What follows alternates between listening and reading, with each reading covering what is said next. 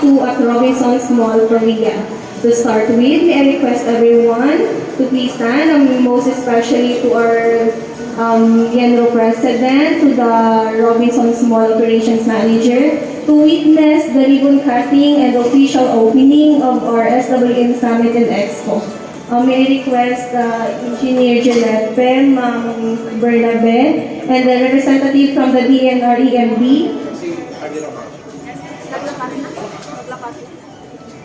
to please come in front sa ating exhibit for today for our ribbon cutting ceremony.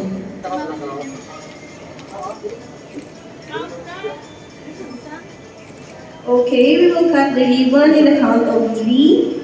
3, 2, 1. A round of applause, please. So our 6th Provincial SWM Summit and Expo 2022 is now officially open. So again, thank you very much for coming for this event. Good morning to everyone. Welcome again to the 6th Provincial Solid Waste Management Summit and Expo 2022 here at the Robinson's Mall, Pavia. The Solid Waste Management Summit and Expo is one of the major activities conducted today in line with the celebration of the Provincial Environmental Awareness Month by virtue of the following Republic Acts and the Presidential Decree in line with this celebration. So this is a venue not only to strengthen, institutionalize, and harmonize collaboration of environmental programs and projects, but also to showcase different solid waste management alternative technologies that could help LGUs or organizations in managing their solid waste or their generated solid waste in the respective municipality. So at this juncture, Ms. Karen Rel Bernabe, Regional Operations Manager of Robinson's Iloilo Mall, will give a welcome message in today's exhibit. A round of applause, please.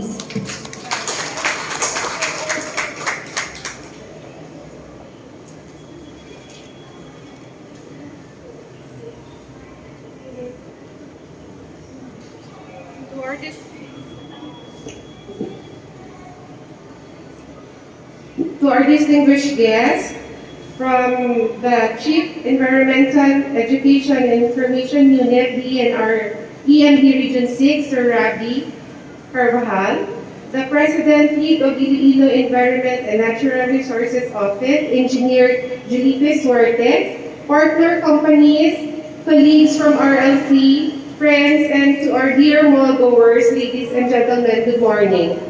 It is always a great pleasure to participate and support the environmental protection campaign of our government.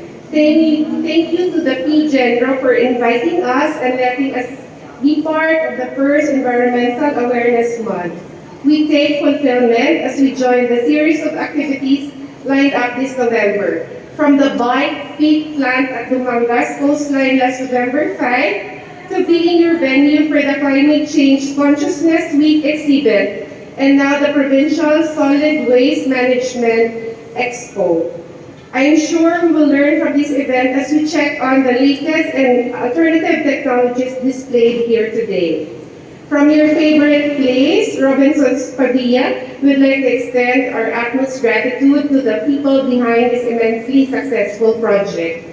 Rest assured that we will always be here as we continue to combat climate change and work towards a common goal of having a clean, green, and healthy Iloilo province. Congratulations and have a great day ahead. Thank you, Ma'am Bernabe.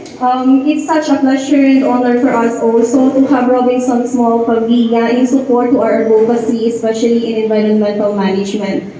Now, to give his message, in behalf of the Regional Director of the DNR EMB Region 6, we have here Mr. Rabi Chris Carvajal, Chief Environmental Education and Information Unit of the DNR Region 6. Let's give him a round of applause, please. Thank you, ma'am. To Ma'am Karen Bernabe, the Regional Operations Manager of Robinson's Iloilo Malls, to Sir Jollibee Suerte at sa mga membrong upot natin dali sa buong aga, maayong aga sa inyo tanan.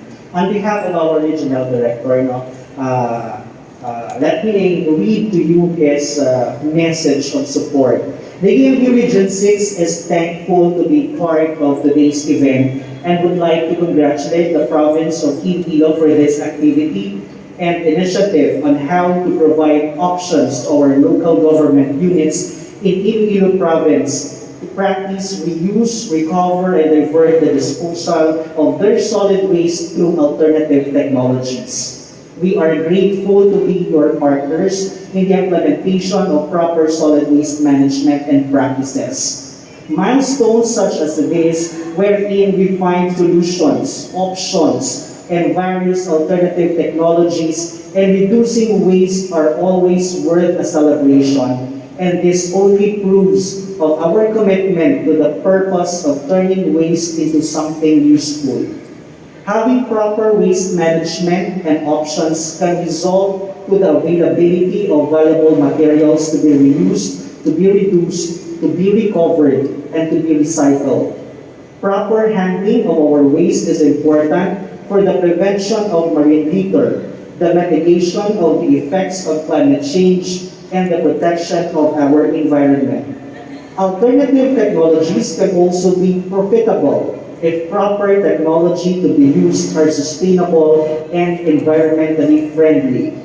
It decreases the amount of waste for disposal, saves space in landfills, and conserves our natural resources.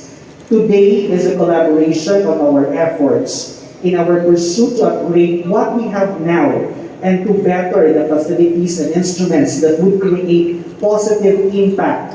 We hope that whatever technology that will be adopted by the LGUs will help them achieve the diversion target reflected in their 10-year solid waste management plan in compliance to RA 9003. We would like to extend our warmest congratulations to the province of Iloilo and to all those who have contributed to make this project possible and successful. We support this project and initiative of the province and may today's activity be fruitful and productive. We are looking forward for more successful and compliant LGUs in the province of Iloilo as to the implementation of our environmental laws. Thank you, Madam Ag, maayong araw. On what to do and what implementation or compliance that we need to do or to have, especially now na may mga technologies na kita ng mga bago, kung paano ang pili natin magamit sa pag-address ng solid waste management natin. So, another message, or we will hear another message from the President of the League of Iloilo Environment and Natural Resources Officers. Let's give him a round of applause, Engineer Giuseppe Oswete.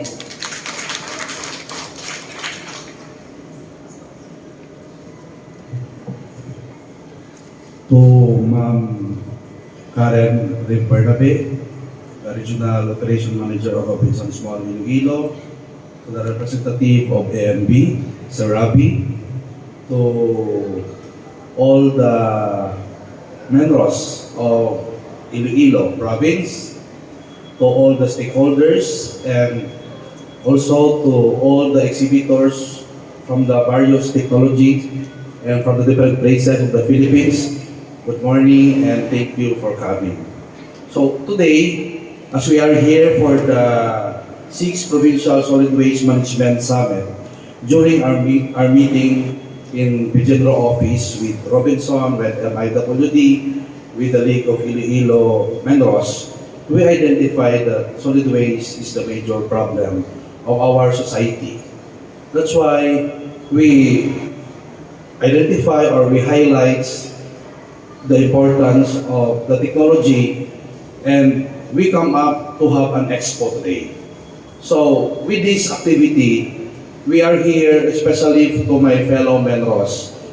Our attendance and our presence, we could visit later the different technology that are suitable for our setting. Why? Sometimes the different area has different waste generation. Example, in my area in Pavia, I am more on the industrial waste. because Pavia is industrial center of Region 6. So with this different technology, we have the option to choose what is best and suitable in our setting. So, ang ako lang mahambal is, please, we only need your support also. We support the program of our national government, of our regional AMB, and also the province, but we are the one who need your support, frankly speaking. Why? Because we are the frontliner. So right now, we are facing global warming, climate change, but as I internalize, the solid waste is the major problem of our society. Why? Because it is start in our home. If we don't know how to manage our solid waste, we don't know to segregate, what will happen? There are different kinds nga matabo sa aton nga palibot. Una, ang aton nga health. Ikaduwa, ang aton nga environment, we are the one nga maka-damage sa aton environment. So, but silingon, we need to act hindi lang sa ulihi, but right now, we need to do our role bilang isa ka pamuluyo sa aton nga banwa. Why? That's why we also, the Menros, we educate also our barangays. Because also our barangays, amo mga may dako nga role para sa ila ng mga constituent. We, the Menros, we are the one who collect the segregated waste of the barangays. And the waste we will dispose to the sanitary landfill, or if the municipality has a thermal decomposition machine, amo na ang ginakumpara sa aton ng mga Menros. So it's not joke to be a Menro sa isa ka municipality. Especially kung aton ng mga executive has different major na projects. Sometimes, ang aton ng environment nakabayaan. To tell you frankly, gina-disregard ang aton ng environment. Pero why sila kabalo nga ang environment is very, very important sa atong tanan. So that's why, isa sa aton, we need to help each other para nga ipakita taman sa aton yung environment nga palangga ka namon. Kaya environment niya palangga ka sa environment ta. Kita na ang way nga palangga sa environment, to tell you frankly. Una, maghaboy ka sa basura. Ang aton yung mga industries, ang ilang effluent, diretso lang sa aton mga subak. Ang aton nga mga industries, ang ilang emission sa aton air pollution. So that's why here in Pavia, pagpungko ko una ko bisita si Robinson. Kamusta ang imo nga solid waste? Kamusta ang imo effluent? Kamusta ang imo nga mga environmental strategy? Kaya kung hindi insakto, ako una may issue sa iya sa notice of violation. I am very happy that Robinson is 100% compliant. Also, the industries in Pavia, I could assure that they submit the air quality result every year. Why? Because as Pavia residents, I need to protect my municipality. Hope also for our different Menros. I know we struggle. I feel what you feel. Especially ang iba sa aton is deprived. But still, despite of that, please remember our Mother Earth and our future generation. We need to commit ourselves with this sa atong tanan sa pagkadto diri. Thank you very much, and I hope your support, and we also support the activity of our Pejenro. Thank you and good morning. But we all know that each LGUs already developed programs on how to address this kind of problem in compliance, of course, to our nanay-nanayan nga lahi, which is the RA 9003. And hoping that the participants and attendees of this event will help us support sa aton nga kausa when it comes to solid waste management, not only solid waste management alone, but of course to all the environmental programs and projects na may ara kita. So, at this moment, this is the most awaited part for the members and to other participants, the presentation of the solid waste management alternative technologies from our different partner agencies. We have here from the Best Incorporated, from the CHC Agritech, from the Clean O2 Eco-Friendly Company, from the International New Water, JRN Septic Tanks, Suki Trading, and Westy Transporter. So first, to present their alternative technology on solid waste management, let's give a round of applause. Are they now ready to present? Okay. So let's give a round of applause to Best Incorporated. Us today, and in behalf of the joint venture of the City of Pasig and Basic Environmental Systems and Technologies Incorporated, I am Lawrence Daniel Marino Valdez. I am the project manager of Pasig City Integrated Waste Management Facility. Our booth is located on the right side. Our facility is located at Barangay Agralana, Pasig City. It has a land area of 9.6 hectares and can cater greater than 200 tons per day. And as of today, we already have 36 LGUs that had already signed MOA with us. And out of the 36 LGUs, 20 LGUs had already started dumping in our facility. 6 more LGUs had already on process, the documents are already on process, the bidding and the signing of the documents.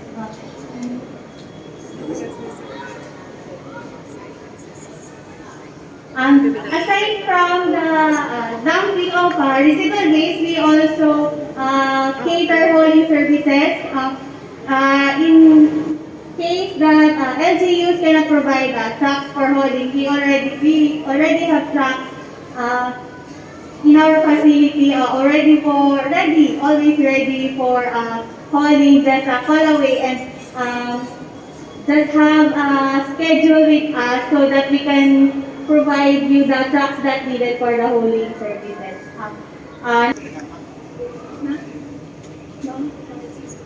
We would like also to acknowledge the presence of the PNR officer of the Iloilo Provincial Government Environment and Natural Resources Office, Attorney Cesar Emmanuel P. Boyco Jr. Attorney, welcome.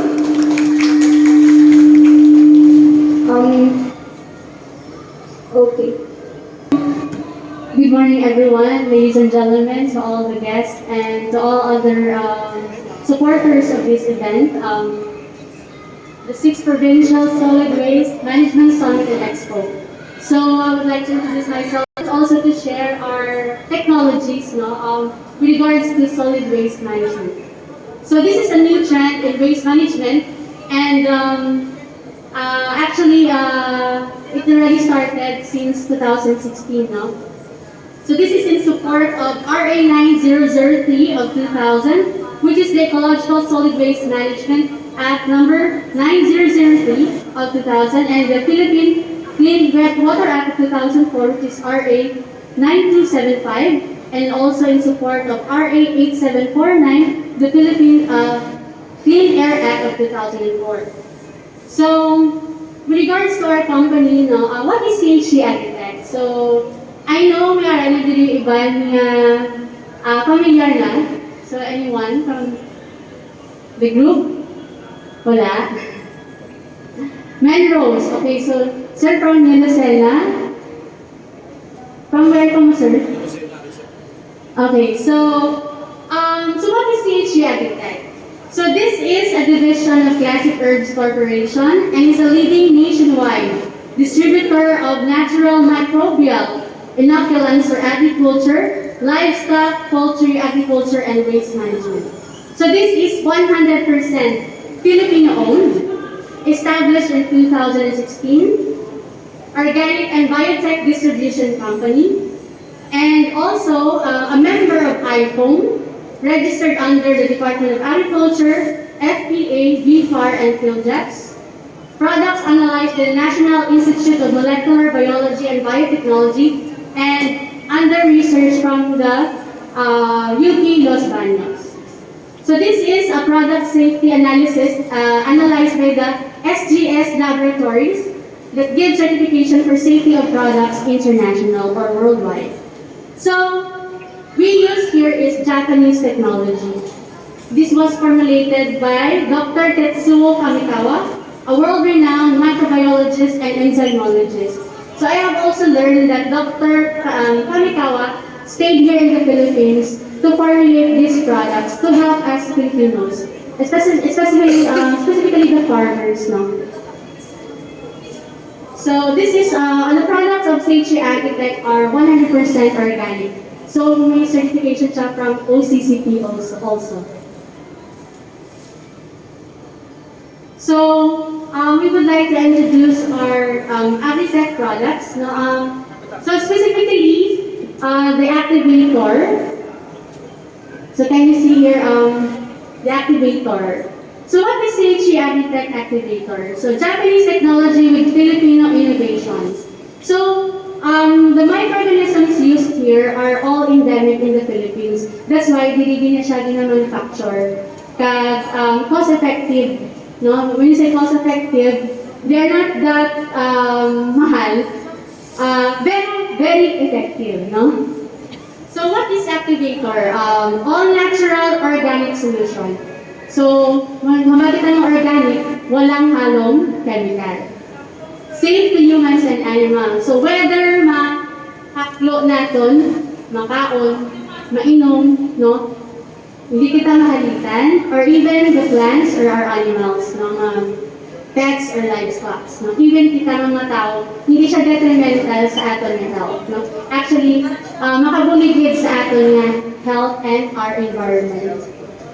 So the microbial inoculants, it has 21 beneficial microorganisms, consists of 4 bacteria, 8 fungi or yeast, and 9 enzymes in a single brand. So, formulated siya ni Dr. Kamikawa. If you know about Yakult or probiotics, kalagan na sila. No? So, the Agritech activator treats, removes, or eliminates fecal coliform, pathogens like Salmonella and E. coli, can be used as part of bioaugmentation or microbial bioremediation. That was used in, for example, in Guimaras oil spill. So, one of the technologies nga ginamit is the CHC activator. So, nagambal sila maguba na ang Guimaras because of the oil spill, but we are thankful for this technology nga within a matter of months, no, wala na siya, no, nag-effect sa aton nga environment. Another effect or benefits ng ating CHC activator is eliminates foul odor. Very effective. Actually, we can have demonstrations and every time we go sa mga katuan naman ng mga LGUs or sa amon ng mga barangays or nag-invite sa amon, no? In minutes, madula ang baho. No, sa inyong mga waste materials, whether iya sang waste materials sa sapat, sa tao, or sa mga basura, no? Okay. Accelerates conversion of organic waste into nutrient-rich compost and contains composting agents and biodigesters. So, ibig sabihin, if we apply this to organic materials, ma-decompose siya pag mag-imo pa siya ng fertilizer. So, magamit pa natin ang iya nga ginsprayan, no? Basta madunot lang. Hindi yan yung madunot ang plastic. Only organic materials. Can be used to treat organic waste like dead animals. So, we know ang dead animals, actually I'm an organic agriculture trainer man, no? So, ginalubong siya 6 feet below the ground. So, we can use this activator before we ilubong, no? Kay hindi man kung susubong ang magsunog, no? Because we have the environmental man dapat safe ang ating activities. And also animal manure, no? like sa mga piggeries, poultry, like also sa mga ruminants natin, sa mga kanding, baka, no? Pwede din natin magamit. Kag-serve din yapon nga fertilizer. And also for water waste. So, kita with here in Iloilo, especially in Pavia, no? Also ang baha, Danau. So, we expect nga makontaminate din ang aton nga areas kag binaha siya. So, ang solid nga waste naton will have this residues, no? Halin sa tubig man kumabaan kita. So, mapabulig ba ng aton nga activator? Used for soil waste and toxins treatment. So, ginapatayan niya ang mga bad bacteria. So, what causes the sakit sa tao? It's the bad bacteria, no? So, with regards to activator, it has beneficial microorganisms that could combat bad bacteria. So, use to disinfect or decontaminate solid and liquid waste to avoid leachate or contamination of water tables, which causes poisoning of water supply. So, with regards to Japanese technology, no, in Japan, kung during sa war sa Hunan, there are like lack of water supply. So, they put something in their water in order to survive, no? Naging nila. So, this was the technology nga gingamit. Nga, pagutang siya sa tubig, matiluan siya ang tubig, no? Pamatsyo na talaga yung mga bad bacteria, no? And then, the water is safe to drink. So actually, we have one of the technicians man, nga ginailong niya ang tubig na may activator because it's very safe. So environmentally safe and better than alcohol. Ang alcohol is chemical, no? Synthetic siya, pero with this is organic. Best works early in the morning or 6 to 8 a.m. and 4 to 6 p.m. Pero anytime, pwede niya siya spray, no? Can be used in poultry, piggery, farms, material recovery facilities or MRF, dump sites, sanitary landfills, slaughterhouses, private business or restaurants, manufacturing factories, dirty canals and drainage systems, or even in your own households. Because personally, we use this in our households. And sa mga may pets, no? Kasi bago pinaya ang mga higpo nila. So, like sa chickens, sa mga dogs na pets naman. So, we use these products. Okay. So, that's for CHC Agritech Activator. We also wanted to share about CHC Agritech Probiotics. Why we have to share this one? Because some of our waste materials are coming from livestock in our pet animals. So, probiotics naman, no, eliminates foul odor of piggery and poultry waste. So, internally, ginatinuan na siya sa aton nga product ng probiotics, ang intestines sa aton ng mga sapat. Okay. So, with regards to ASF, which is very prominent subong, it can fight and prevent, but not kill the virus. Because, ang batikang probiotics is bacteria. Ginadisintegrate nila ang viruses para hindi siya magdamo pag hindi mo masakitan natin yung mga sapat. Kumbaga, it's boosting the immune system of our animals. Promotes overall poultry and livestock health and immunity. Promotes faster growth and development of animals.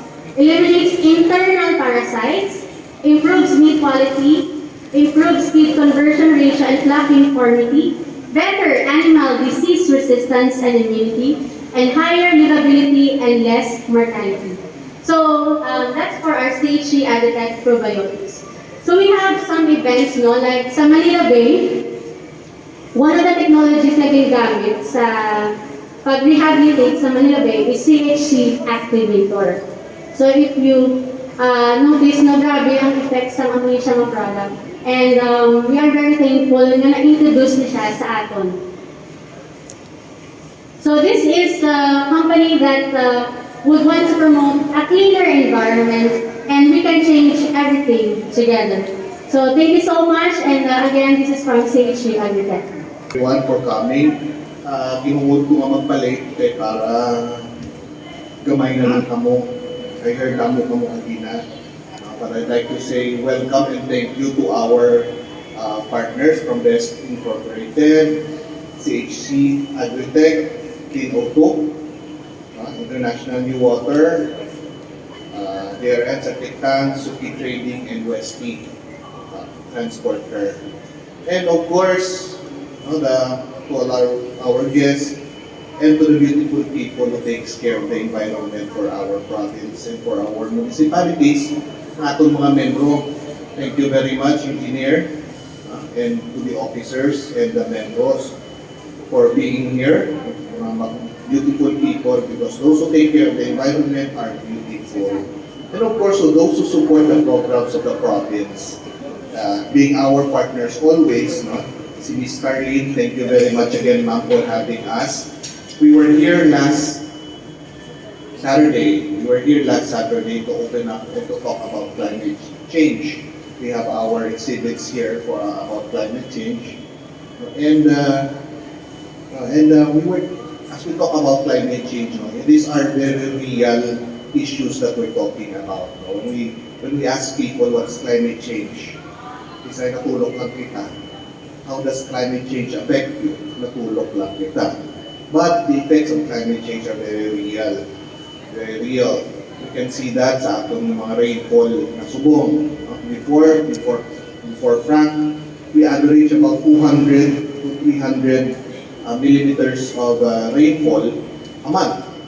Pero subong, right now we're looking at a rainfall of 55 to 75, especially kung mga red warning, per hour millimeter. So after 3, 4, 5 hours, nasurpass na si Frank. Si Frank was 216 millimeter of rain naging buhusay sa kadlaw, which was supposedly about a day's worth of rain. Pero during the time of Frank, gitula niya sa ato sa isa kadlaw. Amo tunod pa kita, Sa amon balay di kamay haro. Hindi man kami shadow affected with sa tong Frank. Because may may two steps pa. 2 steps pa sa dana namon kag malambot ang second floor. So wala kami natamaan. 2 steps pa mo, may 2 steps pa. Kung nalambot ang second floor, ano na lang kami? Kung kami natamaan, 2 steps pa man. Pero yes, those are the effects of climate change. And how do we address climate change? It is first, we adapt and we mitigate. First and second. We adapt and mitigate. We adapt is we take into consideration all the technologies and all the activities that we can do. Then we mitigate. How do we mitigate? Because this is especially our technologies here. We mitigate sanitary landfills, atong mga technologies. This will reduce solid waste. Anong nabot sa solid waste sa climate change? They plug up our rivers. They destroy our natural habitat. They destroy the environment. So all these things come together. That's why ang programs ng ato ng provincial government is about convergence. We bring together all the agencies that can help us. And that includes technologies like this that we have right now, kasi na Expo natin. So to everyone, to the municipalities, rest assured, with the right choice, we will help you. We will make the assistance for you to be able to capacitate you to be able to purchase this. Mabuligan natin tanan. But at the same time, may mga expo kita. That's adaptation natin. We adapt because we learn what are the problems and we learn how to address this. And we recognize the dangers. That is why, as always, we have as our partners, the technology providers, the members, and most especially the EMD through Sir Robbie Chris Carvajal. Amot ko matawag ko na ni si Sir Robbie, parang dihanay kami sinisiguro. Ihada ko ang iyang mangon. Ihada ko sa kasal. So ano kami? O yung dihanay, Si Sir Robbie, I heard you did ari kagina si RD. That's in recognition of our partners. Thank you very much for supporting it. To all of you, thank you very much for being here. Thank you for your presence and for the word of mouth that we will talk about what we are doing here and for everybody to know what are the problems of the environment, how we can address them, what are the technologies available. Word of mouth, even those things can help us in our fight for the environment. Because you, who take care of the environment, who helps the environment, are beautiful people. Galit ang mga membro, kasi sila dito nagalit, so mas beautiful na mo? Of course. Si Ms. Mitchie, because she will be supervising environmental management, so ayun na, hindi ako masaway. May na sanay. She will be supervising, she will be promoted. So mas beautiful siya. Pinaka. Contestable, Sir San, no? Turnover talaga around. That's at any rate, so thank you very much. Hands up from the provincial government for all your support and for all your help. Thank you very much. Applause, please. Thank you very much for coming today, and for P. General, thank you for inviting us.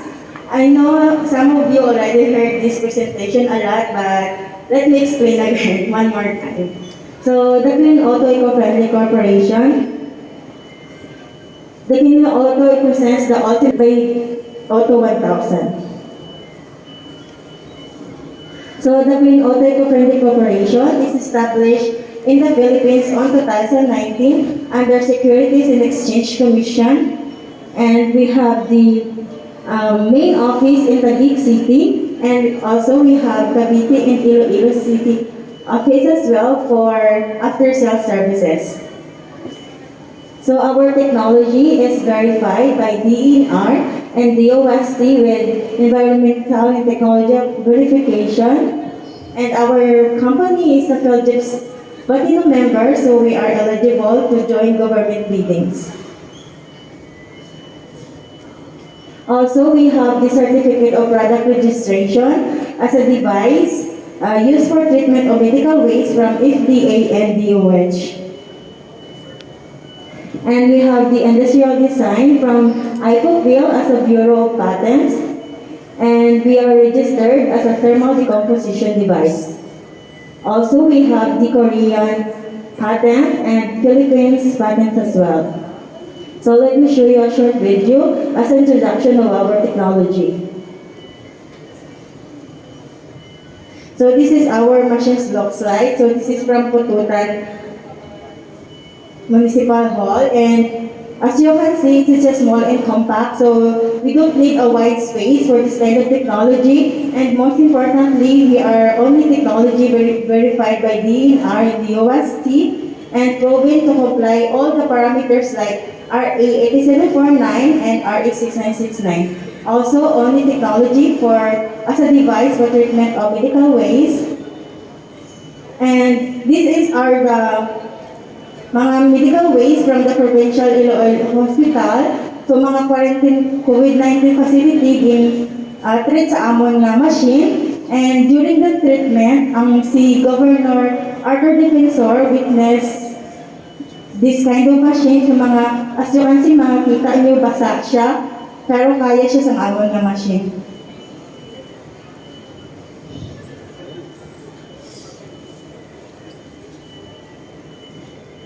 So, ayun kan di Ma'am Maria, nakita na ninyo Ma'am in person, and most of you, nakakita na niyo sang, nakawitness na niyo sa demonstration, actual operation sa Pututan.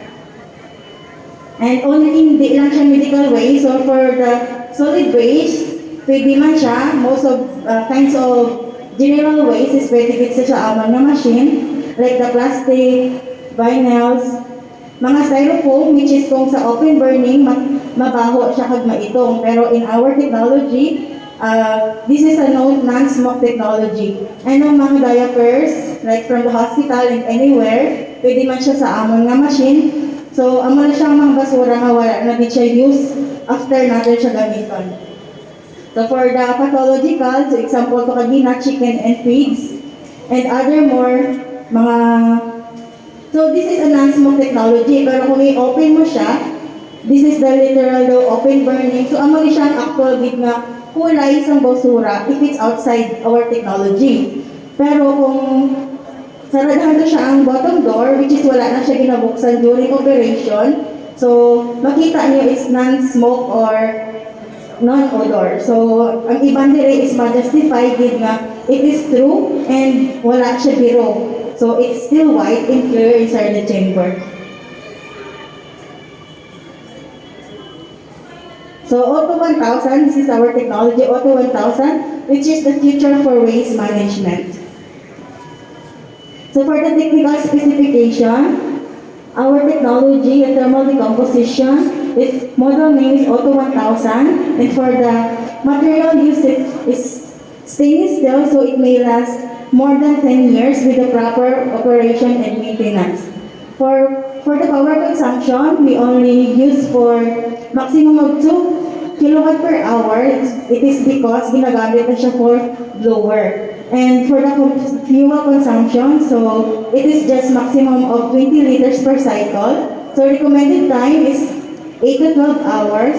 Why is it just maximum of 20 liters? Kaya ginagamit lang siya for ignition. So if it's the temperature inside the chamber is stabilized na, so makita niyo sa ang temperature sa may panel, kung stabilized na ang aton nga apoy sa sulod, so hindi niya na kinanlan sa auxiliary fuel. So for the temperature of complete elimination, it's 850 degrees Celsius to 1,250 degrees Celsius. So among siya ginag-explain ko, hindi siya mahapog sa may gas. It is because kung stabilize na ang temperature sa sulod, ang aton na waste, among siya magiging as a fuel. So no hassle or no problem in terms sa may consumption. So also, it is just, nakita niyo kanina, it's very simple.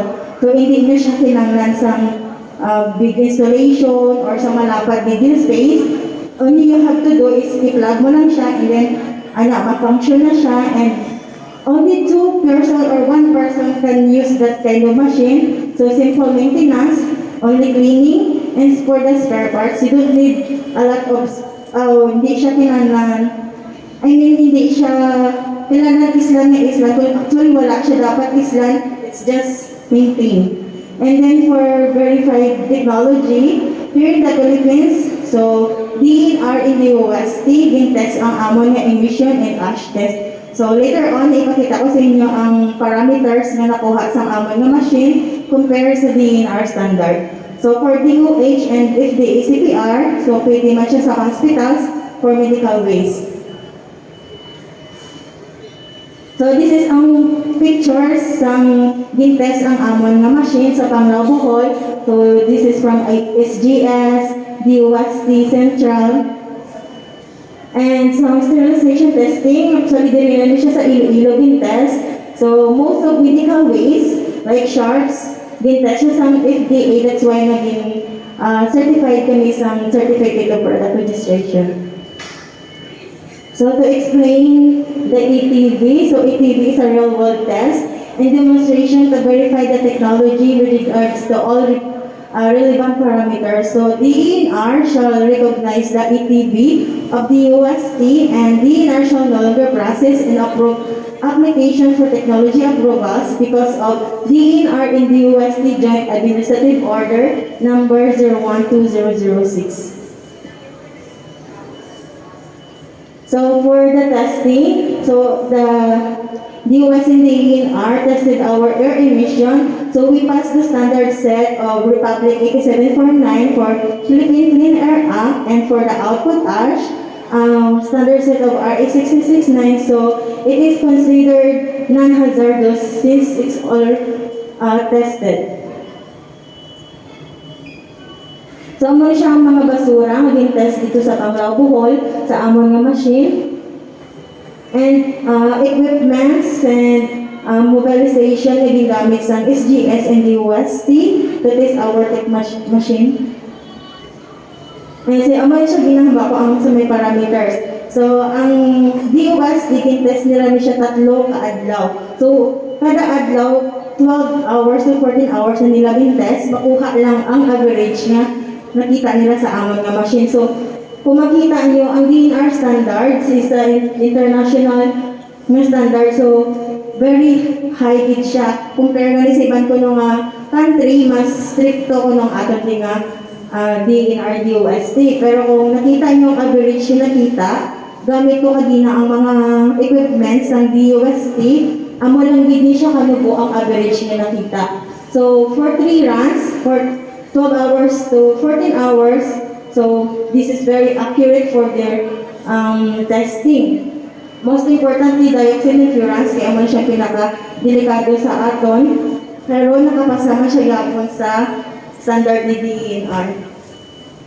And for continuous parameters, so tanan gid ni siya gin-test ni DOST para lang din ma-assure na among technology is safe sa environment and sa people as well. So like example, mercury, so DENR standard is 5. Nubo-nubo na gid na siya, pero ang nakuha nga average sa DOST is just 0.001. So very non-hazardous. And for the ash salt, of course, dapat i-test man ang ash salt as a residual ash. So amo ni siyang parameters nga ginkuha sa DOST. As you can see, gin-test ang ignitability, corrosivity, reactivity. So meaning, hindi na siya hazardous sa environment and very okay din siya i-upod sa ibang pang mga soils. Ay, sorry. So for the medical waste, that's why kami certificate of product registration from FDA. As a waste are completely combusted through thermal molecular decomposition when exposed to high temperature of 850 degrees Celsius for more than 2 seconds. So, paghaboy mo sa basura, amo lang din na siya kadasig, hindi na siya contaminated, wala na siya bacteria. And amo ni siyang mga medical waste nga gin-test during the FDA and DOH sa pag-testing sa sterilization testing. And for the allowable hazardous waste, so these are the code and allowable hazardous waste incomes pwede sa amon nga machine. So for processable waste, municipal solid waste, plastic containers, kitchen waste, used diapers, market waste, agricultural and farm waste. And for industrial waste, we also, actually, na siya subong contamination, subong sa lupa. So, ang mga tires, di ba, kung sa open burning, nag-aaso, black smoke, mabaho. Even though mga 100 meters, palimaho pa ni siya, dry plastic, tires, styrofoam, ito man na siya kung tinsindutan sa gwa. Used oil, PCB, styrofoam, solvents. So, this kind of waste, delikado na rin siya sa aton na lungs, sa environment, pero within our technology, so sa ibang kara din nakakita na nila nga pag na-witness nila nga wala ni siya, na-justify na nila nga wala ni siya baho pag smoke inside our machine. And for medical waste, so contaminated waste, potentially infectious waste, pathological waste, pharmaceutical waste, sharps and COVID-19 waste. So useful man siya sa mga municipal na may mga hospital.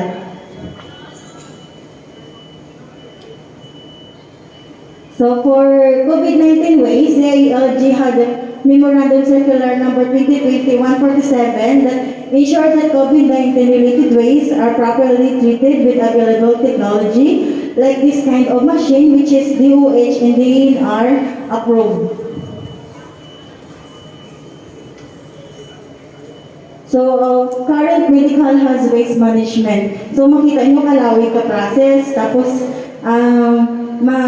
may mga disinfection, storage, transport. So, malawig kag mahal. Pero kung may amo ka ni siya, na klase ka machine, so, on-site, mga example lang siya sa mga basura. Isa ni sa mga end user naman sa Albay. So, sa wala pa sila nakabakal sa machine namon, amo ni siya ka-crowded, kag illegal ni siyang obra nila. So, hospital waste facility nila, buta na, that's why nga, hasta sa gwa ang ilang mga medical waste. Like this one. So, buta na din siya. Pero after 3 months, sa pagpo-procure nila, so nahawanan nila, and then subong ang treat nila sa amon nga machine is ang mga daily na lang nila nga basura. So very useful siya sa mga hospital pag LGU kung maamat-amat niyo ang mga subong ng basura. Later on, ang daily nyo na lang, amo na lang na siya ang i-treat nyo. So, ang amon nga machine, pwede din siya on-site. Hindi nyo na ito kailangan sa long process, hindi na ma-disinfection, contamination, but on-site, pwede nyo na ma-treat ang inyong mga basura. So, purpose so may mga amo kami ni shredding, shredding, and sorting. So, our company, kagang amon nga technology, gin-invite sa DNR and EMB para lang ma-witness ang actual operation, kag makita kung ano siya ka-useful sa environment, kag ano siya ka-safe para sa aton. So, these are the pictures during the demonstration for DNR and EMB. So, si DNR Undersecretary, kag all directors from nationwide EMB. Ay mga EMB officers na nag-attend man sa actual demonstration. And we are invited from some summit, ay sa Laguna, sa Samar, sa mga hospitals, kag sa may PWSM sang Iloilo. And sa Boracay, so amo ni siya mga witness na sa amon mga demonstration. So nationwide, na-recognize na yung amon na machine. And kanina to sa pag-treat sa mga medical waste, so this is the picture na ara si Governor Arthur Defensor during the operation. And some LGUs diri sa Iloilo, Mr. Visayas, so sa Penro, Capiz, sa Antique, Guimaras, Tagaklan. So, for the Clean Auto offers complete service, so nag-deliver kami kag-training, also after sales service, so for 1 year, ginamonitor naman yung operators para nga sakto ang paggamit sa aton nga machine. So, ang lifespan niya is ma-reach niya and ma-train sila properly para nga hindi siya dasig maguba. And then, para sa permits and licensing, nag-assist kami sa inyo, like ECC, PPO, TSD accreditation, W transporter. So actually sa pagbaka ka technology, amo na siya mabudlay. Pero in our company, we will assist you to have this kind of permits para nga wala amo problema sa paggamit sa aton nga technology. So kung makita niyo mo dyan mabudlay, so dapat dito kamo sa mahapos. And mga training, pictures ang amon nga mga training. So for training, nag-undergo kami duwa ka adlaw. So ang inyong operators, i-train din na namon mayo para nga gamiton nila sang tsakto ang aton nga machine. Pero after that 2 days, mahatag pa kami isang 1 year na monitoring sa inyong operators para para tsakto kag pwede namon sila bayaan. After 1 year, magamit niyo longer ang machine kag ma-maintain sa inyong maintenance. So for example, of installation site, amo nila siya ang iba naman nga end user. So I know ang iba di familiar kung diin siya, pero kung makita nyo, hindi nyo kinahanglan sa malapad na space. So kinahanglan nilang high ceiling, kaya nga ito nga machine gamay lang. So ang inyong space is magamit nyo para sa inyong mga waste. Hindi nyo kinahanglan gamitan sa machine, like pareho sa iba na technology. So kinahanglan nyo mas dako nga space, so kinahanglan nyo mas dako nga lupa. Pero sa amon nga machine, gamay lang. Ang space magamit nyo para sa inyong nga MRF.